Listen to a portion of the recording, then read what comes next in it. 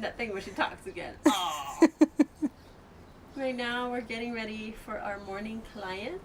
We're preparing hierbas, fresh hierbas for their sobada. Do you want to show them the ones that we picked so far? So this is all epazote? Yeah. So all of this right here is epazote. And what are you picking right now? This one right here is ruda. We're offering some copalito also before we pick the herbs. We're representing that there is a give and a take, and that there is a relationship between the two, a healthy relationship where there's an exchange, a give, take. And so in order for us to be able to have permission to cut off parts of the plant for use in medicine, we have to offer something. So I'm offering copal. You could do tobacco, some people do water, some people do songs, cantos. I've seen people offer hair, so yeah, something meaningful. Yep. Hair.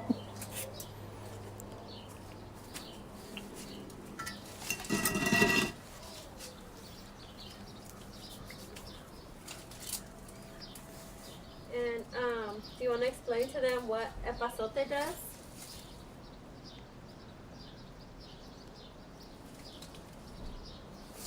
You? She's like, no.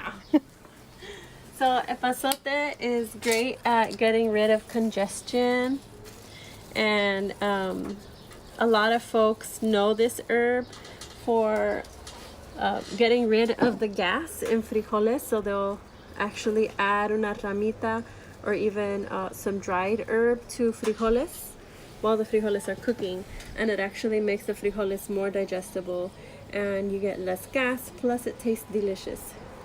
It's an indigenous herb. It's a Mexican hierba.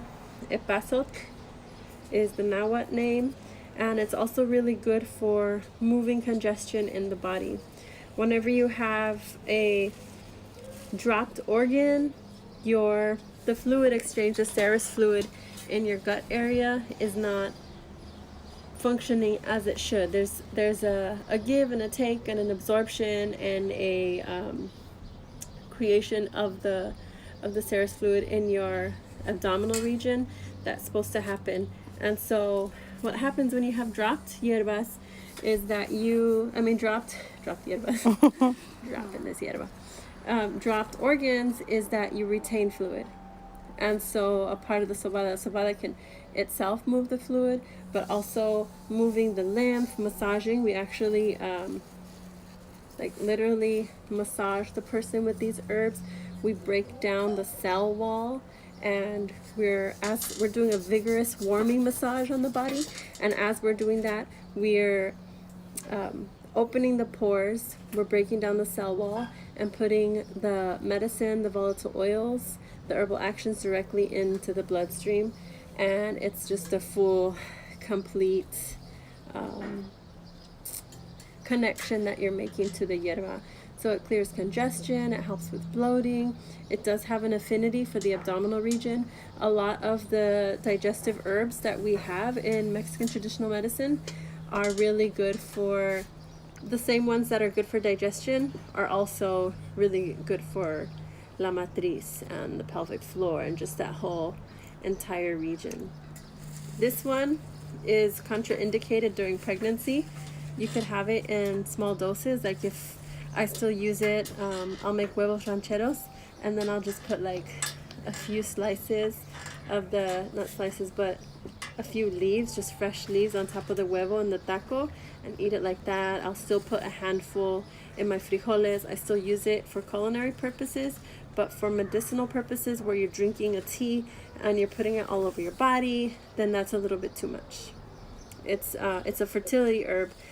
And the tricky thing about some fertility herbs, just like this one here, ruda, I'm about to pick more, is that you use them for multiple reasons in fertility. So For example, ruda is stimulating. It's a phytoestrogen.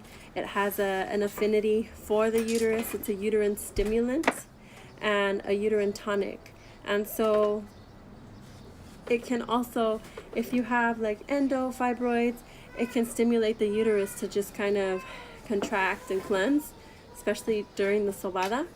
And so it's used for fertility, and it's a warming hierba, so it warms the uterus. But if you use it while you're pregnant, it's contraindicated.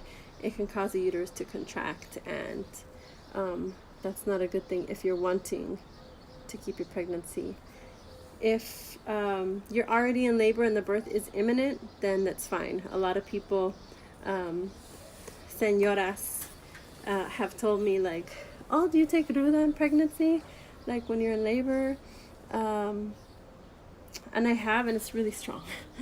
Super strong. It speeds things up, it warms the uterus. Like I said, it's a stimulant. So it just like kind of kicks your body into labor mode, but you already have to be there. You can't force your body. You can't be in like me in my second trimester. I wouldn't take it. You have to be in labor already. Are there any questions or anything? Okay, good. Good, because I want to answer questions. What time do we have? 10:39.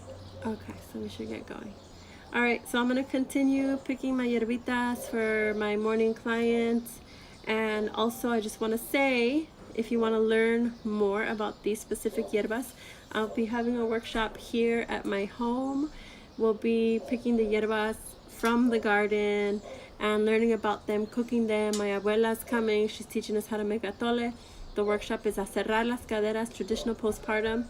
It's all about Mexican traditional medicine for postpartum. And it's the end of this month. I think we have like 8 spots left.